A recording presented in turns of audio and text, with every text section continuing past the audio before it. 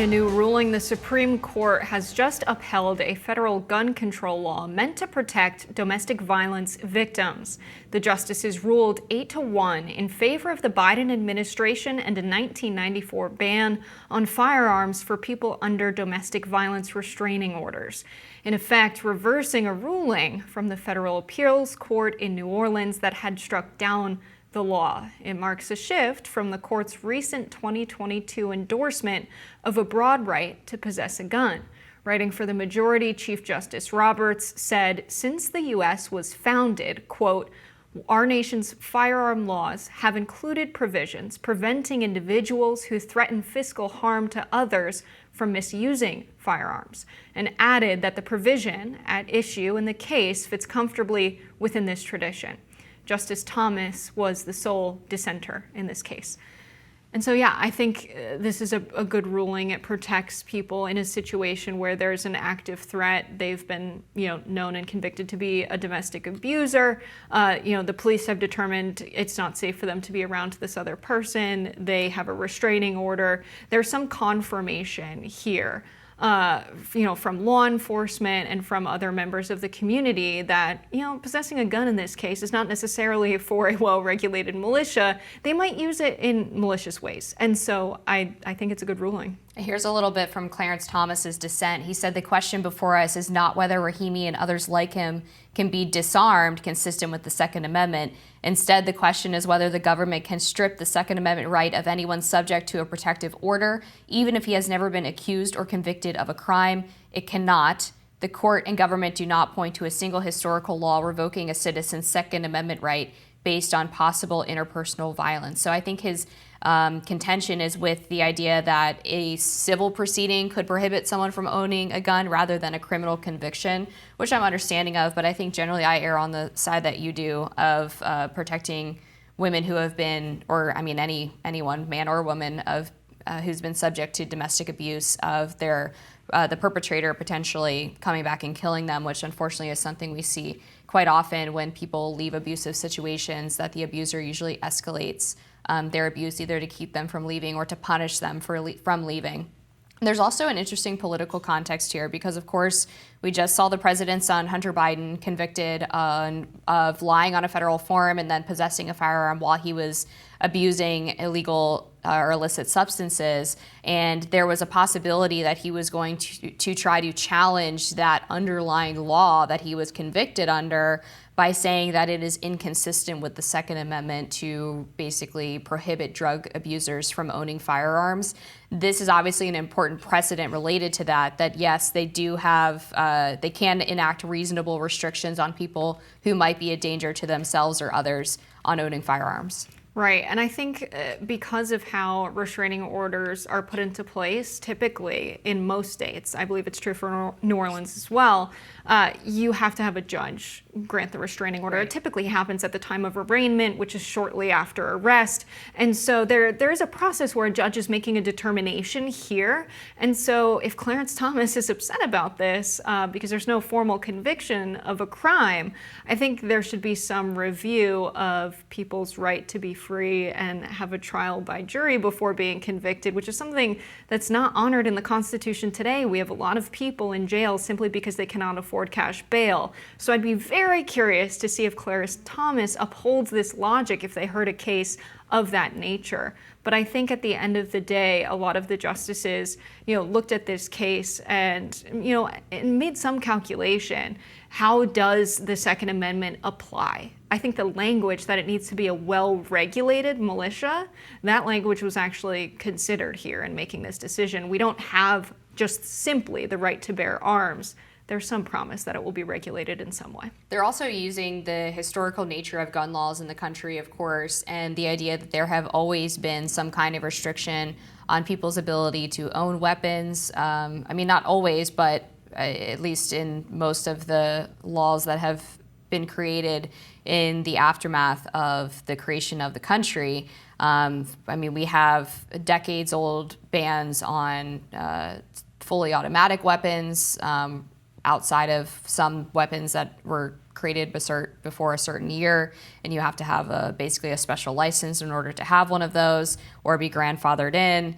There are, of course, restrictions on felons and people who abuse drugs. And so I think this is keeping in consistent vein with some of these other reasonable restrictions. And it's different from the Heller decision back, I don't even know how many years ago, 4 or 5 years ago now, which was the DC law that actually prohibited most people from owning handguns entirely. And people had to essentially demonstrate that they had a credible fear of threat on their life in order for them to get a handgun permit. That was struck down by the Supreme Court, and DC now has to issue handgun permits to most people that request them. And they also have concealed carry now with a 2-day class period and some kind of fee. It's a couple $100s, I think, which they never used to have. So I don't think that this is a departure from that. I think it's just reaffirming that there are reasonable restrictions based on people who could be a danger to themselves or others, but that doesn't mean you can go beyond that scope and say for general safety reasons, without someone being demonstrated to be some kind of threat, you can take away people's right to own a firearm.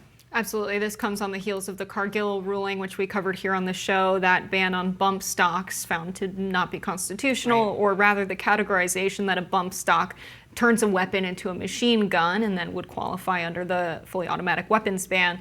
That doesn't apply in the case of bump stocks. And so I think a lot of people after that ruling were thinking, this is a court that's always going to side on the part of the issue that allows people to have as many weapons as possible with as limited restrictions as possible. And really, that this decision shows that that's not where the court is at this point in time. And it's always good to have a dissenting opinion to show the people what the argument is on the other side.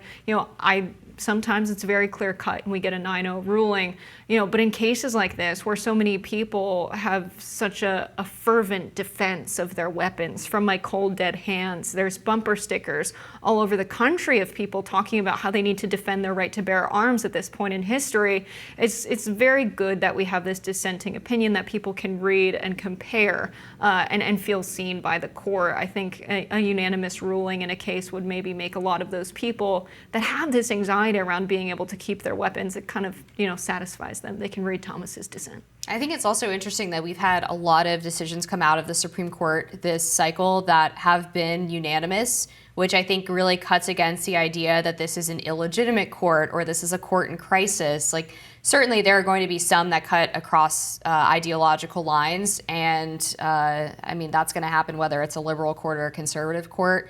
But I think these cases where you have an 8-1 or a 9-0 help demonstrate that I think most of the justices, if not all of them, are committed to ruling on cases and not letting their politics get involved. There was a recent recording of Justice Samuel Alito that was sent to a bunch of mainstream media outlets and published in the Rolling Stone at first, that suggested, the framing of it suggested that he was incapable of being impartial because he basically acknowledged that there's a political divide in America and acknowledged that he's a Catholic and wants people to be more godly. But at the same time, in the recordings that came out, he also affirmed that the charter of the court is to decide cases, not to heal a political divide in America, not to wade into ideological battles, that those should be fought on the political battlefield, and the court is just there to decide whether or not a law is constitutional.